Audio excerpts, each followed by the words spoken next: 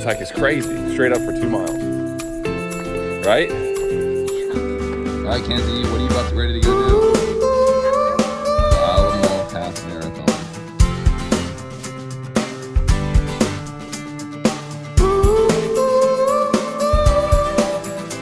We have officially made it to part 2 of the Scotland trip that Kenzie and I took for 2 weeks in July of 2022.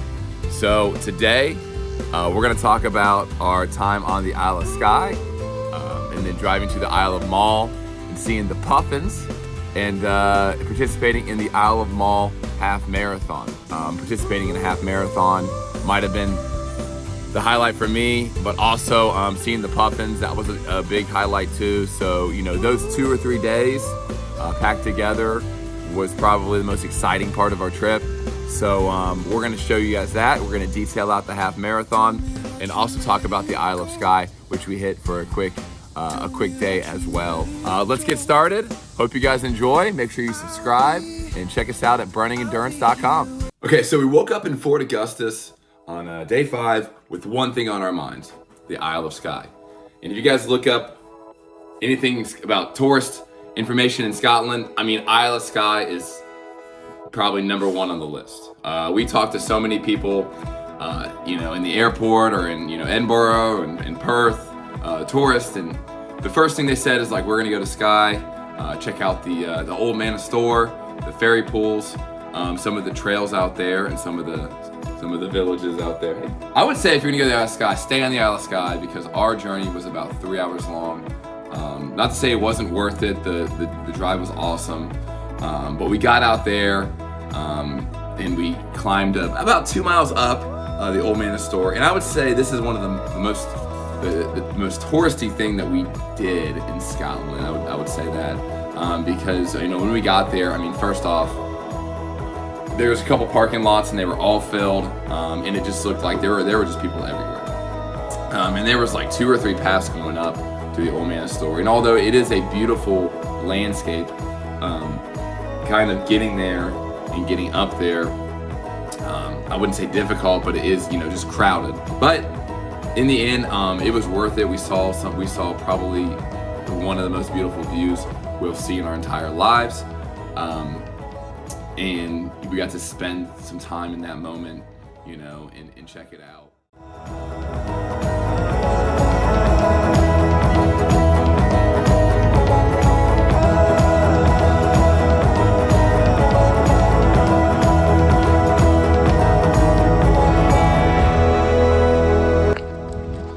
All right, going to go all the way up there to the top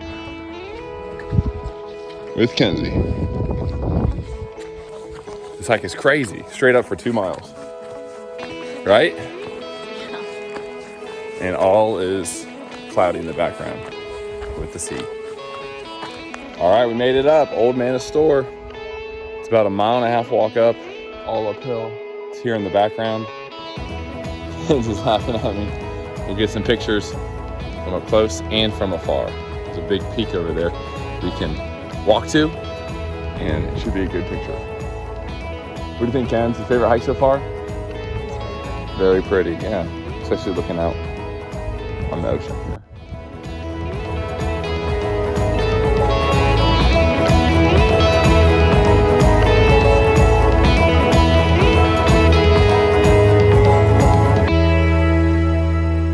So we were driving back to Fort Augustus to stay at night right before we went out to Mull, and we stopped at the Glen Shield battlefield. And we actually saw this on the way out, and I had no idea what it was. I said, hey, that looks like a cool trail. Let's hit that on the way back. So on the way back, we walked up this, I would say, 1/2 mile hill. And the contrast on this hike was that there was nobody there. We were the only people on that hike that whole time. I mean, we didn't even see another car parked in the parking lot the entire time. So we walked up Glen Shield and, you know, checked that out. And I come to find out that this is the site of a battlefield. It is actually a battle that took place on June 10th, 1719, between the Jacobite and the English government. And Actually, with a little bit more research, I found out that Glen Chill is the only battle site where contemporary remains of the battle are still visible. That's right, when you get up there, there was this circular rock formation. It kind of looks like we thought it was like an area where you keep like sheep or like animals, but no, it was actually an area where the Jacobite kept their ammunition, or their munitions. So this was a very unique spot, and I'm definitely glad we stopped. That rounded out that day, and what we did next on the next day is we drove out to the Isle of Mull for one of the most exciting parts of our journey, and a very big highlight. So we'll talk about that next. Up next on our journey was the Isle of Mull. And to get to the Isle of Mull is a little tricky because you might have to take one, maybe even two ferries over to get to the island. So we left really early in the morning because we had a 10 o'clock boat tour to get to the island of Staffa. And the Isle of Staffa was very unique, and it is something that you just have to do when you're there. And the reason being is because it is one of the only places in the world where you can see a puffin. And a puffin, if you don't know, it's kind of like I think of it like a miniature penguin. But they're not penguins, of course. I mean, they're just beautiful birds with brightly colored beaks, and they're just very interesting. So we spent most of our time on Staffa, looking for puffins, and we got some good footage of the puffins. We made it to Staffa. Now we gotta find the puffins. You think we'll find them out here, Kens? I think we're going to.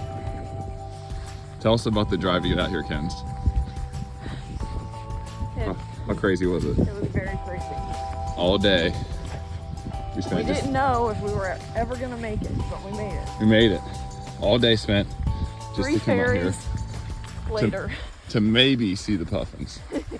We don't know if they're gonna be out here. They'll be here. Is that one right there?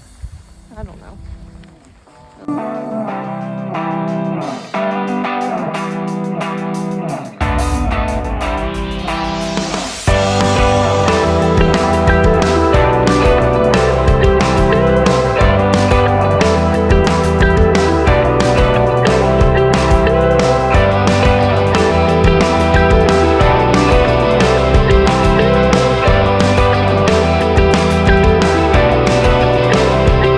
Another attraction to this island, and that's Fingal's Cave.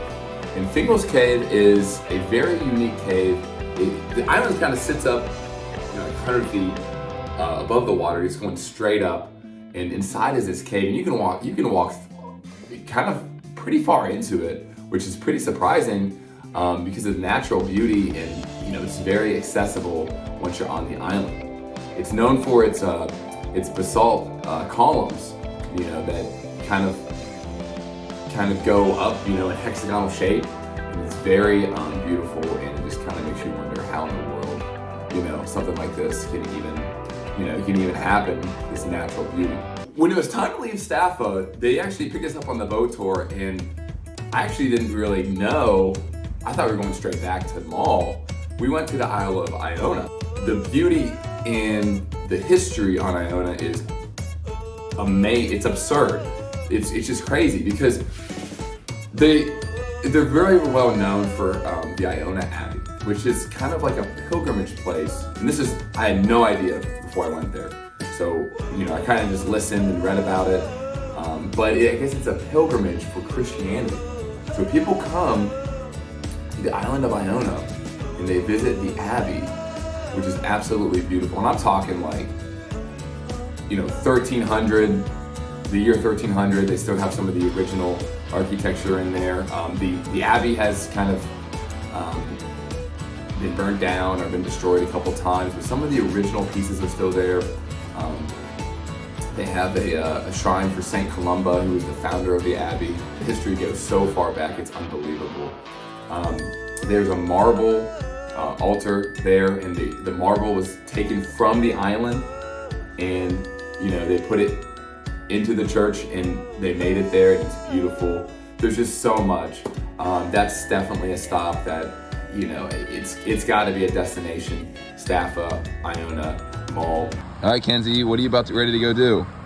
Half marathon. The Isle of Mull half marathon. Number 24. Look her up. Follow her bib. Gonna be the first American finisher. No, she's not.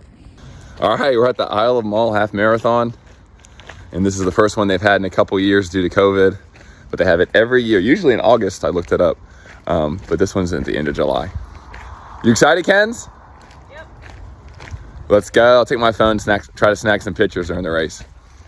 All right, last up on the agenda for part 2 of our journey is the Isle of Mull half marathon. Because you know what? Hey, we're runners. So we can't go on vacation without looking for a race. And it just so happened to be that there was a race on I think now the 7th day of our trip on the Isle of Mull. And it just so happened to be a half marathon, which is, you know, probably one of our favorite distances. The Isle of Mull half marathon started in a town called Craigmere.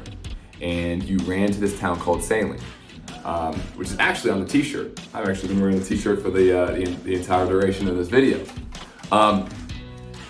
So you run point to point, and you go basically on the road, and you run with traffic, which is a little bit daunting at first, but the traffic was pretty light, so that was good.